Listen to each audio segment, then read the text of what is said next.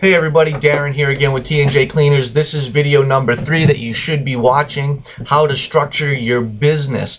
Now, remember, I want you to do everything in order, and because if you do that, it's going to keep you on task and it's going to keep you moving forwards. And it's easier to get things done that way. There's an old saying, inch by inch is a cinch, yard by yard is much too hard. Or, I used to tell my kids when I was teaching them karate, how would you need an elephant? And, they'd all say with a chainsaw or a giant fork. But the truth is, if you were going to eat an elephant, you'd eat it bite by bite. And what happens is people buy programs. Making money and starting a business really isn't that difficult. But what happens is people will purchase a program and they try to jump around. They skip around and they don't follow the instructions. And when they come to an obstacle, they quit. So, these videos are structured to give you the information that you need, and basically, step 1, step 2, step 3, and, do a little bit every day in order, and before you know it, your business will be complete, you'll be up and running, and you'll be ready to make some money. So by now you should have, all your forms ready, your phone, your email. Don't even worry about a website yet. You should, have your business license. You should research the insurance, and got your business cards and your postcards done. So you have all the basics done so far. But before we move forward, I want to talk about how you should structure your business and a little bit about the different forms for this type of business that you should be looking at, and which I think is the best one to really start off with. Okay, first one, for example, I'm an LLC. Okay, this means limited liability corporation. Okay, in other words, my business is set up as a corporation. I own 100% of the actual business. Now, this really is important for you to know at this point, but it's something to think about in the future. Okay, so basically what happens is I went to the government site and I filed for a tax identification number. You can do that free online. Now, there's no point in doing that until you actually decide you're going to set yourself up as an LLC, because you don't need really a tax identification number at this point unless you're going to set yourself up as a LLC or an S corporation. And basically, the only reason why you would do this, guys, right here, okay, is as your business grows and you want to build a business credit so you don't have to use a personal guarantee or your own social security number to apply for business credit cards, or to buy a loan as a commercial, to get an auto as a commercial vehicle, or to buy property as an investment property under your business name, or get a business loan without having to put your social security number down on that application. That's eventually where you want to be, okay?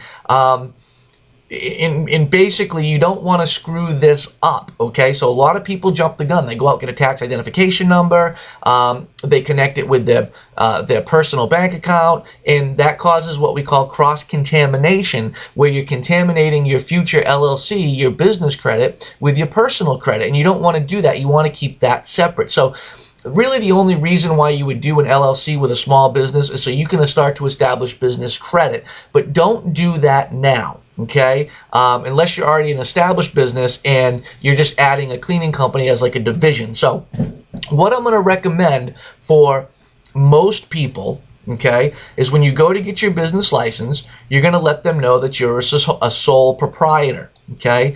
You're a sole proprietor doing business as. That's what DBA means, okay? So when you go to your bank account, you're just going to say, my name is ABC Cleaners. I'm a sole proprietor. I want to set up a business checking account doing business as. And basically what will happen is you're going to set up a checking account. It'll have your first name, Susie Smith, DBA, ABC Cleaners. So that way, when you invoice people, okay, you can tell them to make the checks payable to ABC Cleaners, okay? Your name doesn't have to be on there, okay? As long as your name's on your own personal checking account, along with your business name, you can invoice people just under your business name, and you'll be able to cash those checks and deposit those checks that are coming in from your business, okay?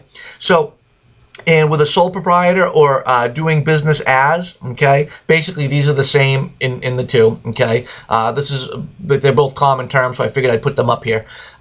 Basically, all you need to do is probably a $25 simple business checking account, $25 to open up the account, and you know, your social security number. You can do it at the same bank that you probably do banking with, okay? And that's where you want to be. Do not worry about an LLC until you start to make some money, but that's something to start thinking about now, okay?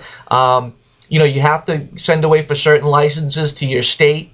You have to get a tax identification number. There's certain things that you have to do. It probably costs $500 or $600 to completely get set up as an LLC. And then you have to go out and get vendor credit, because even though you have a tax identification number for like regular loans and credit cards, what will happen is eventually, guys, when you set up as an LLC, you have to get what's called a PAYDEX and a Dun & Bradstreet rating through 3 of the major credit bureaus like Experian, Equifax, and TransUnion, whatever it is.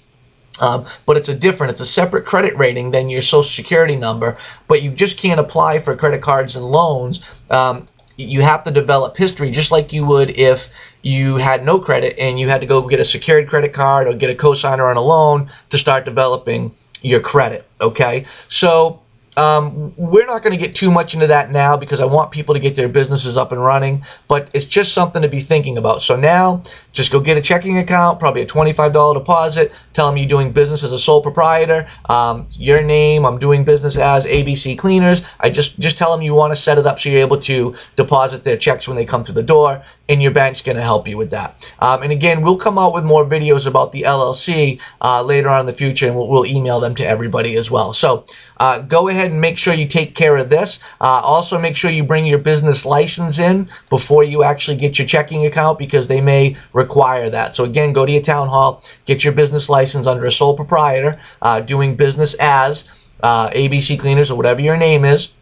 And they'll have it notarized. They'll give you a copy of that. You may need that before you open up your checking account, okay? So make sure you do that as well, and we'll see you on the next video.